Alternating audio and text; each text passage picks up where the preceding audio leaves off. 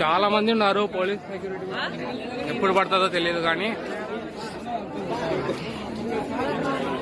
ఇది కట్టి కూడా 10 years 11 years అవుతుంది అనుకుంటా.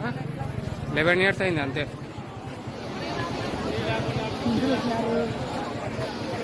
నేను